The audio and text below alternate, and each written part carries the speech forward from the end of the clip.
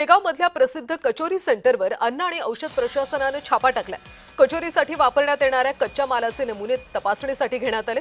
भेसळयुक्त पदार्थ आढळल्यास कारवाई केली जाणार आहे। अन्न आणि औषध प्रशासन आयुक्त तुकाराम मुंढे यांच्या आदेशाने राज्यभर भेसळयुक्त खाद्यपदार्थांची तपासणी करण्याची मोहीम हाती घेण्यात आली आणि त्याच पार्श्वभूमीवर शेगाव इथल्या एका प्रसिद्ध कचोरी सेंटरवर अन्न आणि औषध प्रशासनाने छापा टाकला। ही कचोरी कशी बनवली जाते, त्यासाठी कोणता कच्चा माल वापरला जातो हे तपासण्यासाठी अचानक छापा टाकून नमुने तपासणीसाठी घेण्यात आले।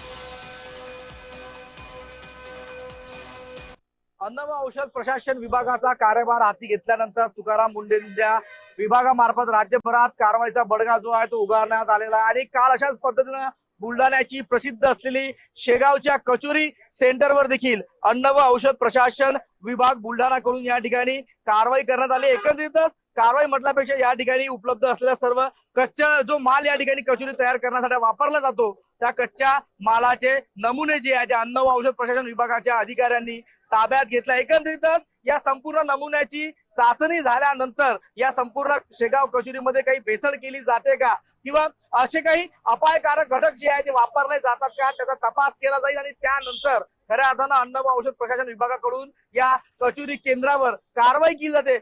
शेगावची कचोरी म्हटल्यानंतर भारतातच नव्हे तर भारताच्या बाहेर देखील शेगावची प्रसिद्ध अशी कचोरी जी आहे ती चवीने खाल्ली जाते। मात्र या शेगाव कचोरी सेंटरवरच आता अन्न व औषध प्रशासन विभागाकडून ही कारवाई केल्या गेल्यानंतर नेमकं या कचोरीमध्ये कुठले घटक सापडतात, या नमुन्यांचा काय अहवाल येतो, त्यानंतर खऱ्या अर्थानं अन्न आणि औषध प्रशासन विभाग काय कारवाई करते त्याकडे सर्वांचं लक्ष लागलंय। प्रफुल्ल खंडारे, जय महाराष्ट्र न्यूज, बुलढाणा।